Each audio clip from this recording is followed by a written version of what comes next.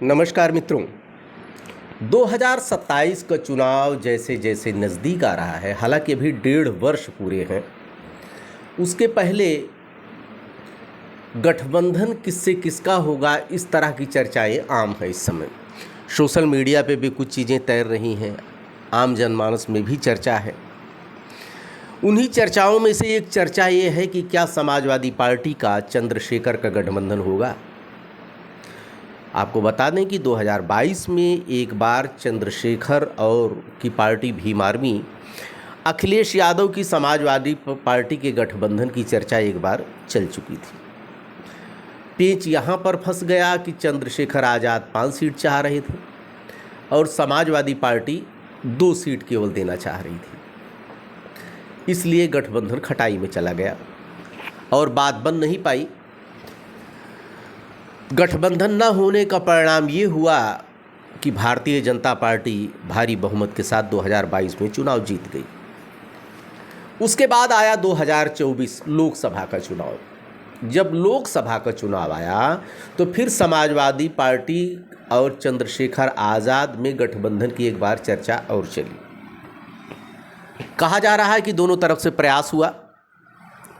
अखिलेश यादव ने केवल 1 सीट नगीना की चंद्रशेखर आज़ाद के लिए छोड़ना चाहा और उसके साथ एक शर्त यह भी लगा दी कि नगीना की सीट को चंद्रशेखर आज़ाद सपा के सिंबल पर लड़ेंगे, यानी कि साइकिल के सिंबल पर।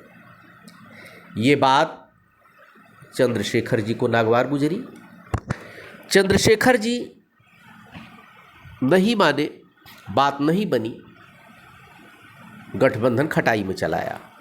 हालांकि नगीना से चंद्रशेखर सांसद बने और बहुत ही बड़े वोटों के अंतर से दलितों और मुसलमानों का गठबंधन उनका ऐसा कामयाब रहा कि एक बार नई उनके अंदर ऊर्जा शक्ति का संचार हुआ। पश्चिम में आज़ाद पार्टी मजबूत है और इस समय चूँकि बीएसपी 4 बार से सत्ता में रही, बीएसपी की जो दुर्गति हो गई है, आज वोट परसेंटेज उसका 8-9% हो गया है। ऐसी स्थिति में चंद्रशेखर आज़ाद एक विकल्प के रूप में दलितों की राजनीति के उभर रही है। खटपट मायावती जी में और चंद्रशेखर जी में शुरू हो गई। मायावती जी ने अभी बरसाती मेढक कहा, हालांकि बड़ी शालीनता से उत्तर दिया उसका चंद्रशेखर रावण ने। लेकिन अब बहुजन समाज पार्टी के मजबूत विकल्प के रूप में चंद्रशेखर आज़ाद देखे जा सकते हैं, इसमें कोई संदेह नहीं। पश्चिम में 20-25 सीटों पर लगभग विधानसभा की इस समय चंद्रशेखर आज़ाद की पार्टी भीम आर्मी बहुत प्रभावित है। लेकिन पूर्वांचल के क्षेत्रों में भीम आर्मी का कोई बहुत महत्व नहीं। लेकिन एक चीज़ है कि हर विधानसभा में लगभग 2000-1500 कार्यकर्ता इस समय भीम आर्मी के हैं। धीरे धीरे भीम आर्मी का ग्राफ बढ़ता जा रहा है। ये बहुजन समाज पार्टी की बहन मायावती के लिए चिंता का विषय है। लेकिन एक आपको ये भी बता दें कि 22% वोट लगभग दलितों का उत्तर प्रदेश में है। 22% में लगभग 13% जाटो समाज का, जिस समाज से बहन मायावती जी आती हैं, उस समाज का वोट है इस समय। और उसके अलावा अदर हैं, पासी हैं, कनौजियाँ हैं और सब जातियों को मिला के तमाम तरह की जातियां हैं। लेकिन 13% वोट केवल जाटों का है। इसमें से 8-9% जो वोट मैं कह रहा हूँ वो सारा वोट जाटों का आज भी बहुजन समाज पार्टी के पास है। बहुजन समाज पार्टी कमज़ोर तो ही है, वोट प्रतिशत उसका बढ़ा है, लेकिन जो वोट प्रतिशत उसका कम हुआ है वो वोट ये नहीं दावा कर सकते हैं कि चंद्रशेखर की पार्टी में ही गया। अधिकांश भारतीय जनता पार्टी ने लिया। आपको बता दें कि 70 क्या 90% आप दलितों में कह सकते हैं कि ऐसे हैं, न उनको संविधान से मतलब है, न उनको आरक्षण से मतलब है, उनको मतलब है 2 जून की रोटी से।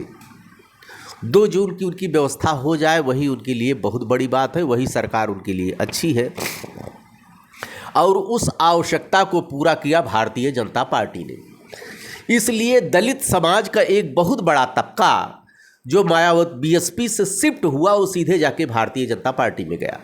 आखिर भारतीय जनता पार्टी का वोट प्रतिशत क्यों बढ़ा, उसकी सरकार क्यों बनी और बनती क्यों जा रही? इसका कारण है कि दलितों का एक वर्ग, बहुत बड़ा वर्ग भारतीय जनता पार्टी को सपोर्ट करता है। इस समय जो समाजवादी पार्टी और चंद्रशेखर के गठबंधन की चर्चाएं हैं, आपको इतिहास भी थोड़ा देखना पड़ेगा। दलितों का और पिछड़ी जातियों का गठबंधन एक बार प्रयास पहले हो चुका है। 1993 में राम मंदिर आंदोलन था, तो उसके बाद 93 में राम मंदिर आंदोलन में एक बार जब इसकी समाजवादी पार्टी की स्थिति खराब हो गई थी, गधों पर और इस पर सारी दीवालों पर मुल्ला मुलायम लिखे जाते थे उस समय। 93 में बहुजन समाज पार्टी और समाजवादी पार्टी ने दोनों ने गठबंधन किया था। ये गठबंधन सिर्फ 6 महीना चल पाया। तो दलितों का और पिछड़ों का रिश्ता कितना अच्छा है, कितना मधुर है, इसको अच्छी तरह से आप जान सकते हैं। क्योंकि वोट शिफ्ट कराना अब आसान नहीं रह गया। अभी 19 में फिर सपा और बसपा का गठबंधन हुआ, लेकिन वोट शिफ्ट नहीं हो पाया। न बहुजन समाज पार्टी का वोट दलितों का ने सपा को दिया, न पिछड़ों ने बसपा को दिया। परिणाम ये हुआ कि भारतीय जनता पार्टी फिर प्रचंड बहुमत के साथ 19 में सत्ता में आ गई।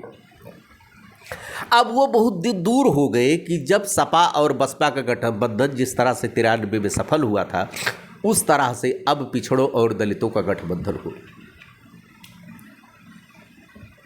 इसलिए चंद्रशेखर आज़ाद से जो बात की गई, अभी एक चैनल पे मैंने सुना, उन्होंने कोई पत्ते नहीं खोले। उन्होंने सिर्फ इतना कहा कि अखिलेश यादव से मेरे रिश्ते न खराब हैं न अच्छे हैं। लेकिन एक पेच और बता दूं कि इधर चर्चा चल रही है कांग्रेस और बहुजन समाज पार्टी के गठबंधन की। कांग्रेस ने हाथ बढ़ा भी दिए हैं बीएसपी की तरफ से, हालांकि शीर्ष नेतृत्व से बात नहीं हुई है। लेकिन अगर कहीं कांग्रेस और बीएसपी का गठबंधन हुआ तो निश्चित रूप से जान लीजिए कि समाजवादी पार्टी को अखिलेश यादव को सोचना पड़ेगा। तो उस स्थिति में चंद्रशेखर, रावण और अखिलेश यादव यानी कि समाजवादी पार्टी का गठबंधन हो सकता है। लेकिन ये भविष्य के गर्त में, उसके पहले मित्रों हैं इस समय चुनाव। पंचायत का चुनाव भी बहुत समीकरण बनाएगा, बहुत बिगाड़ेगा। अभी जिला पंचायत, बीडीसी, प्रधानी और ब्लॉक प्रमुखों का सबका चुनाव होने जा रहा है। और सीधे जैसा कि प्रस्ताव गया है उत्तर प्रदेश से कि अब जनता के द्वारा होगा। अगर इस प्रस्ताव को मान लिया जाता है तो अगर जनता द्वारा चुनाव होता है तो जो परिणाम आएगा उसके बाद राजनीतिक दल अपना समीकरण बनाएं और बिगाड़ेंगे। तो इसलिए 2027 के चुनाव चूँकि भी 1.5 वर्ष शेष है, पहले से कुछ भी संभावना नहीं व्यक्त की जा सकती है। हालांकि ये पंचायत चुनाव एक सेमीफाइनल है 2027 के चुनाव के पहले। इसका परिणाम बहुत कुछ असर डालेगा, चाहे भाजपा हो, सपा हो, बसपा हो, कांग्रेस हो, इनकी अगले की रणनीति पर।